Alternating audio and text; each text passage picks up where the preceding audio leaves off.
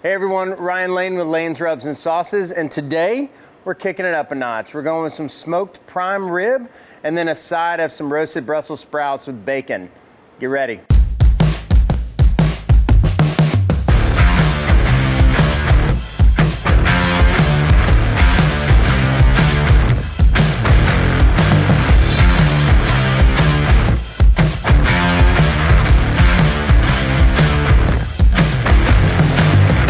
We have got a 2.5 pound rib roast. So what this is just your basic ribeye. We just took a chunk out of the whole roast. It's about 2.5 pounds. I would say this would feed probably 3 to 4 people. And what we're gonna do is we're gonna use some Duke's mayo as a binder. We're gonna cover the whole steak and then hit it with our scorpion rub.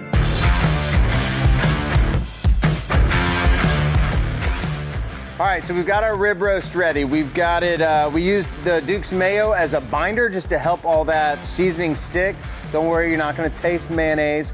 It just helps to keep that meat moist so the seasoning sticks on there. We've got our Kamado Joe set up on indirect heat at 250 degrees. We're using some cherry wood chunks from our buddies over at Cutting Edge Firewood. What we're gonna do is we're gonna reverse sear this. So we're putting it on at 250 indirect for about an hour and a half, 2 hours. Remember guys, we're always cooking to internal temp, not time. So we're gonna pull this thing about 118 to 120 internal temp. All right, it's cold, let's get this thing on.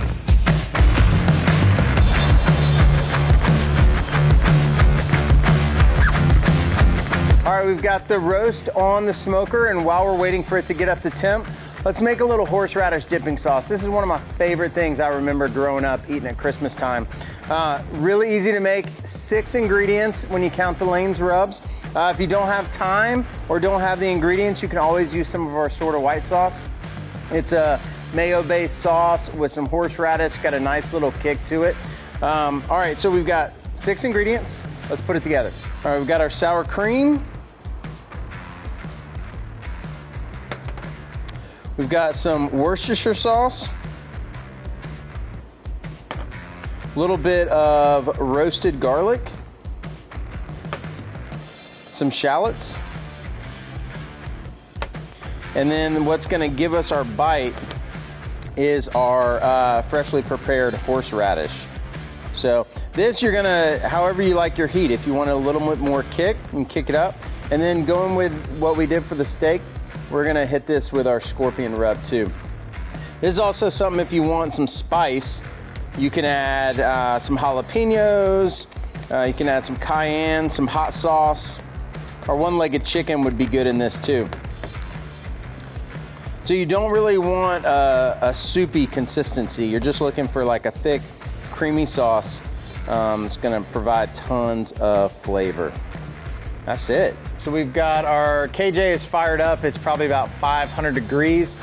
The steak has been seared, it's off. We're gonna let it rest for about 15, 20 minutes before we carve into it. So while we wait, let's knock out some Brussels sprouts real quick. We actually already took about a handful of them, cut them in half, just boiled them in water for about 2-3 minutes just to kind of par cook them a little bit. Took them out and just got them sitting over here. So all we're gonna do with the Brussels is we're just gonna take them. You got your whole piece right here. We just kind of knock that tip off and then just cut it right in half. That way, what it'll help do is get all the flavor on the inside as well instead of just cooking them whole. So we've got a couple ingredients for this. We're gonna roast these in the skillet on the grill. We've got some render down beef fat. When we trim that ribeye, we use the big chunks, render those down, so we're gonna use that in there. You can either use some shallots or red onions if you can't find the shallots. We've got bacon, and then what I love doing is taking a whole head of garlic, roasting it in the oven. All you do is pop it in half, hit it with a little olive oil, put it back together, wrap it in foil, and roast it. What I've found is if you take fresh garlic, pop it in a hot skillet, by the time everything else is done, typically your garlic is burned. So this way we can add it at the end of the process. All right, got everything we need. Let's get rocking. Yep, so we got our shallots in, we got our kunami. that season up. I like to put the seasoning on first, then when you put your Brussels in, it gets in there. All right, so we got our Brussels sprouts. And then we're gonna add the bacon and the roasted garlic at the end. We're just gonna kind of get a little bit of color on these first. We've got our Field & Company skillets. So these pre-seasoned cast iron skillets are fantastic. Let's get some color on these.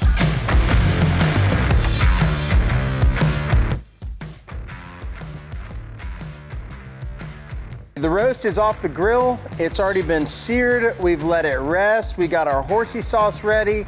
The Brussels are ready. Time to get the thing sliced up and to the table. So we got our slicing knife. I'm gonna go ahead. You can cut this a couple different ways. You can do thin slices. I'm gonna do like 3 or 4 steak size pieces. That way it's almost like you have your own steak.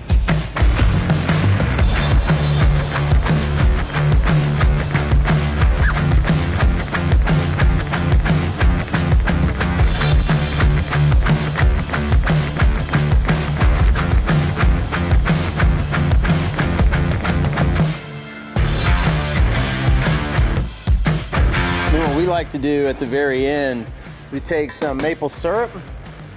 We've got some bourbon barrel aged from Run 'Em Up. Drizzle that right over top of the Brussels.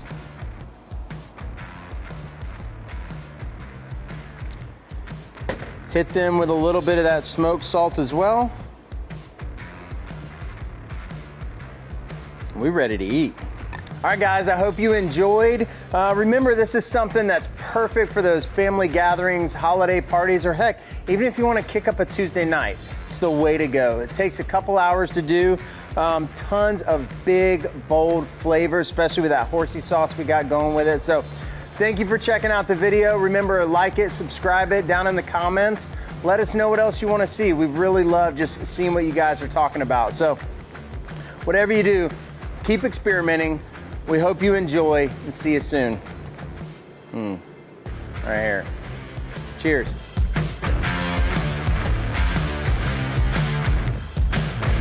So good.